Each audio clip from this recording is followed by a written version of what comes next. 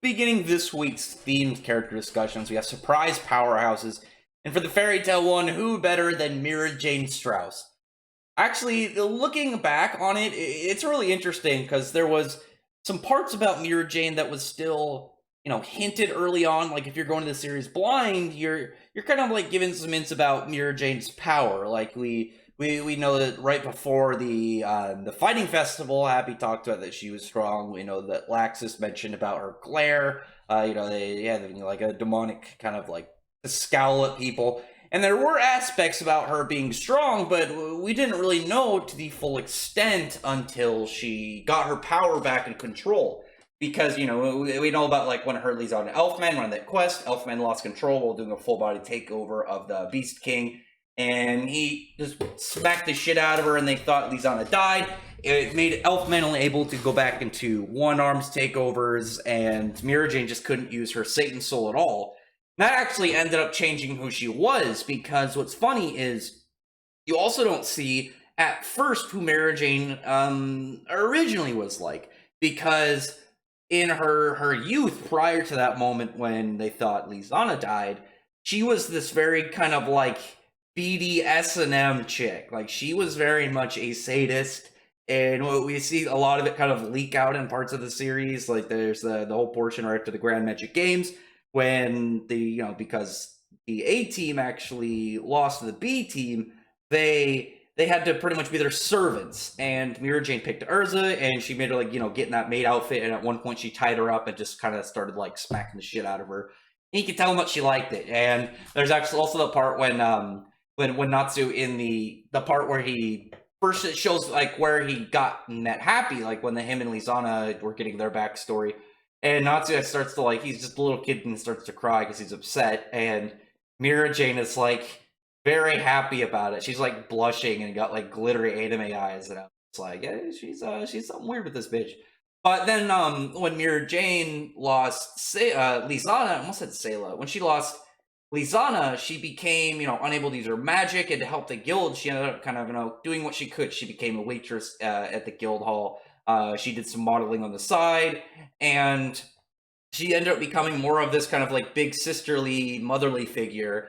But when we go over to Edelus, we actually see, like with all the characters different, their Mirajane is normal. Their Mirajane, well, not normal. Their Mirajane is normal from like a normal perspective, and not like what Mirajane Earthland was like, crazy BDSM chick. But that's, I think, a funny thing about that is it was the act of Lizana being lost that turned Mirajane into going from BDSM crazy to well, not crazy, just a bit rough, to a very nice, smiley woman. And I'm very curious if Lizana never ended up getting ported over to Edelus, if the Edelus Mirajane would have went to that, very smiley, big sister motherly character, would have became that crazy BDSM vicious chick. Always really interesting. But when she ended up, getting Lizana back, because, that whole unfortunate case that Mishima, that's actually a really funny one, because he doesn't like, from what I remember, he doesn't really care for Lizana's character, but his staff really liked her. So, and her death was very vague, so he figured out a way to be like, oh no, she's actually alive, bring her back. But it was still a really good moment for Mirajane. I should have included that picture in this, but anyway, I actually think I could swap it mid thing, but let me do it while I talk about it. But we got some good stuff during like the Phantom Lord arc, when her and Elfman were still kind of getting over all that and coming to terms with it, and them just having a really nice moment between each other over the fact that they now still have each other, even with the loss of their sister. They're still able to hold on and not break away from this family that they still have. They weren't just looking into depression at that point. They were saying like, we could keep going. We we'll reflect off all these things and figure how we're gonna keep going, and just hold on tight. It's a very sad and emotional thing for them. But then when Lizana comes back, it just kind of gave them a good sense of happiness again, because even though they are able to feel better and had some nice character progression at that point, that line was done.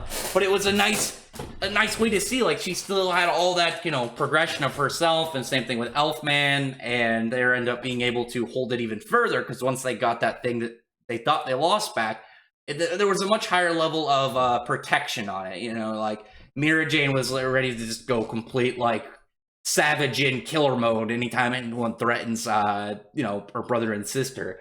That was like that whole portion with was Azuma when he puts the time bomb on Lizana, and Mirajane's like, "All right, fuck you. I'm either gonna take you out or die trying." I mean, she didn't die, but she definitely almost did. And then Elfman, you know, being able just to stand up, but this is not Elfman video.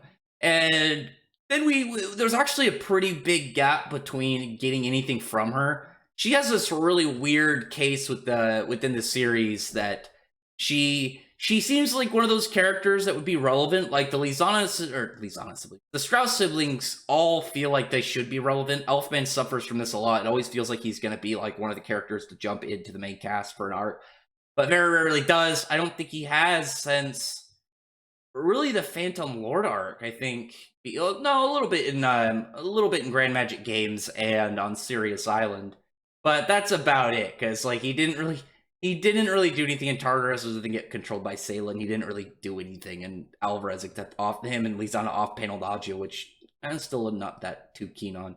But with that, there was a big surprise, just the jump that Mirajane had, because when she first like displayed her power, she pretty much was shocked back into being able to use it, because you know she lost Lizana, at least at the time she thought she did, and she thought she was going to lose Elfman when Fried was just going to, you know, kill him right there, just straight execute in front of her, and she like thrashed him, because we knew that the Thunder Legion, they were still pretty strong. They were in that area right below S-Class, and Mirajane just completely demolished Fried. And Fried was like, he's the strongest out of the three. He's, you know, he's pretty much Laxus's right hand, and the demolition that she caused.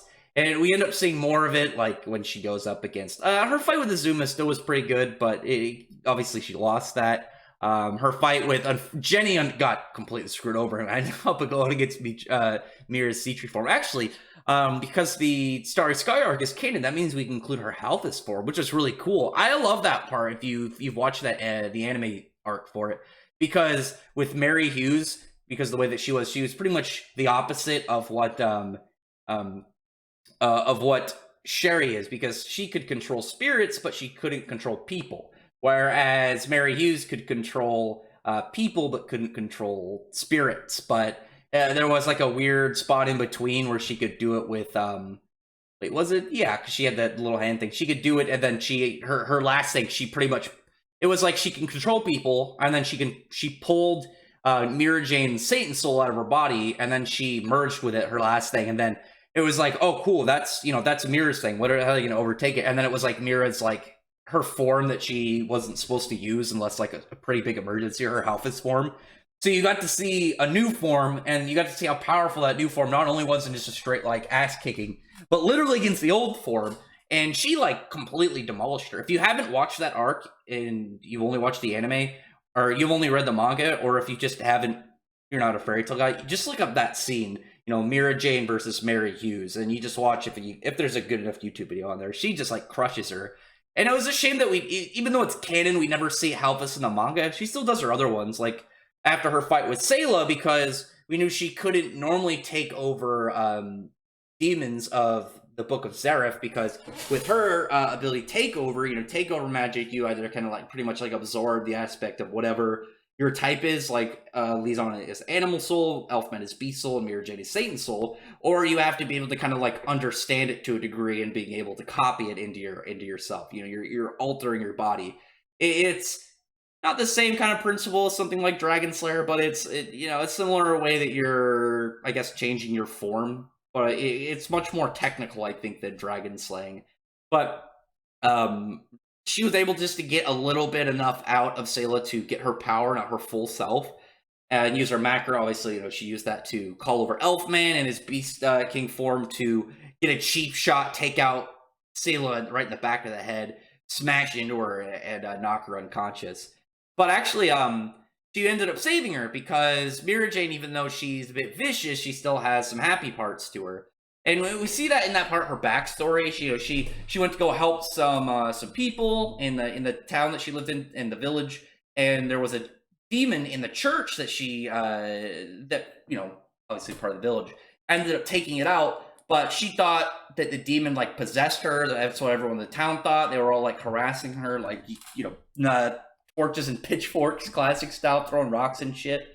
And they ended up leaving, coming to Fairy Tale, where she learned about Takeover, that was this power that she had, because obviously she's very powerful as a character. She was at one time Urza's rival before, that pretty, what was it, 2-year gap that she wasn't able to use her magic, stunted. But, what's funny about that, like, thinking over, like, because I was just rereading, like, a couple parts to, get all refreshed before I do this video. And, it's still, like, some good touching moments for her. I mean, and then, like, especially the part where Elfman and Lizana learn their takeovers, to kind of, like, help their sister feel a little bit more normalized amongst her. And that was just really nice, because she was going to leave and, like, try and give them a happier life where she wasn't involved. Because she was while they got along with all the other kids in the Fairy Tale Guild, she wasn't, because, she's very self-conscious about all this. But one thing that I actually thought of that is really interesting that we haven't seen it, because we've seen her forms. We have her base Satan Soul, we have her Halphus, her Sea Tree, we have her Allegria form, which is also cool that she picked up from the Allegria cube that Mark Gear created. Her Sailor one, because she ended up taking Sailor's soul, so she wouldn't really be dead. She just kind of like live on, merged within Mirajane. But the original demon, because you see like the hand at least of the one that she first took over. And it's got, like, all these weird, like, crystalline orbs on it, and it's, like, black and, like, elongated clawed.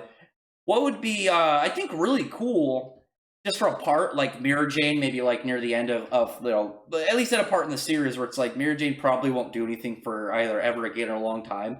Reveal her top form. It's, like, been sleeping within her. That first one, like, it's, like, oh, like, it wasn't powerful then, but over the last, I don't even know, like, what was it, like 12, 13 years since Mirajane did that? And it's been like growing within her. Like maybe that's like the big cause of like her natural superpower. Like, well, not superpower, her being like as powerful as she is. It's just like that power has been, growing within her like a fetus or like an egg.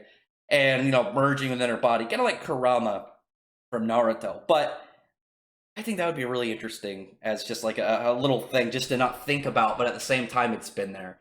Anyway, Mirajane, I've always liked her character. She's one of those ones, like all the Strauss siblings, I enjoyed them. Mirajane probably, I'd say Mirajane, Elfman, and Lizana at the bottom. And all three of them you'd think would be more relevant, but aren't. Like, obviously, Mirajane, former rival to Urza. And actually, she's based off of one of Hiromishima's assistants, I believe, one of his old assistants.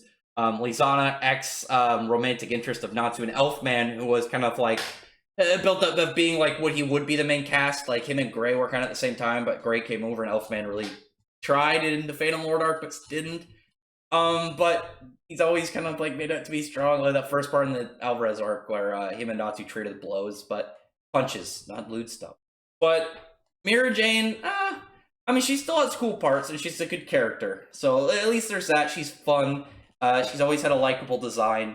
And I just have always enjoyed her character. I think even though she was never used as much as she should have, the anime actually uses her a lot. Because what's funny is both of the anime arcs, I don't know if it was Hiromishima's decision or maybe people on the animation staff's decision, but both the Starry Sky arc and the Eclipse Spirit arc, she has her in the Eclipse. No, not the Eclipse Spirit arc. Sorry, it's in the Starry Sky arc. I'm thinking of Yukino because Yukino ends up, I think, relevant a lot more in anime only stuff. But Mirajane still gets, like, she gets her fight with Mary Hughes, and she gets her fight with Racer. I'd have to go back and look. I think she has a part in the Eclipse arc, but that's actually an arc I've only watched once, because it's kind of, like, arguably canon. So I've never, like, really cared enough to watch it over. But I've watched, like, clips. I've watched the Starry Sky arc a couple times, and obviously everything in the main continuity, including the spin-offs. But Mirajane, good character. I'm hoping she gets one more form before the series is over. And again, that would be really cool to get the form being the first demon she ever had. So this is gonna be it for this one. I wish there was more to talk about with her, but she's only really had a couple of parts in this series. I really wish that she had like one or two like key fights or character moments. She's still enjoyable, like regardless of the fact of her not having like a lot of big parts. She's had a lot of entertaining parts. Like she's had a lot of good comedic aspects of being in the guild, but also like her own like little cutesy traits, like her guitar skills. Like she's always trying to be this big sister. And then like when she gets the chance riled up, she gets into this BDSM mode, and it's like, what the fuck happened to the other girl? Where did this chick come from? Other than that, comment below. The next video will be also in the theme surprise powerhouses, will be a Black Clover video, and then that'll be on Tuesday, and then like normal Thursday will be a mystery one. It could be from any series, but as long as it fits the theme. You can go check out on the channel right now. That has the current poll with the new theme being Masters of the Sword. And other than that, like again, I hope you like this video. It's rough talking about this because you can tell like how much I've always enjoyed Mirajane, but she's for the most part always been one of those characters who it's like she's present in an arc, but really is like the background or not really doing too much. She has a lot of cool attacks. Like I really like a lot of her anime ones. Like they upgraded it in the anime. Like when her fight with Free, she just shoots a like generic energy attack, but what's it in the anime? Soul extinction. Instead of just an explosion, like her energy like covers like the sky and like all the windows are shattering from the shock waves. And what Darkness Streamer has all those shadow hands come out at her, and she's like doing all these fancy attacks. Throws a fucking river at Freed. Like that was great. Love you, Mirajane. Always gonna enjoy your character, even though you're not that relevant. Anyway, comment below. You know what? Actually, just really quick. You know, it'd be really cool because you know, I would appreciate some more little fairy tale spin-offs. Like I wish that guy who did like Twin Dragons, Sabretooth, and you know, Road Knight would do another one. But you know, it'd be really cool to be pretty easy, still stick pretty close to home. It's a Strauss siblings one. That'd be pretty sick. Give them something. Man, I'm hoping some people get more on that. I want more. I want some more spin-offs. But anyway, I don't need to rant anymore. But like I said, comment below, thumbs up the video. I appreciate it. Friend the like button, subscribe button, and I appreciate everyone for who's already subscribing. Thank you all for listening. Bye.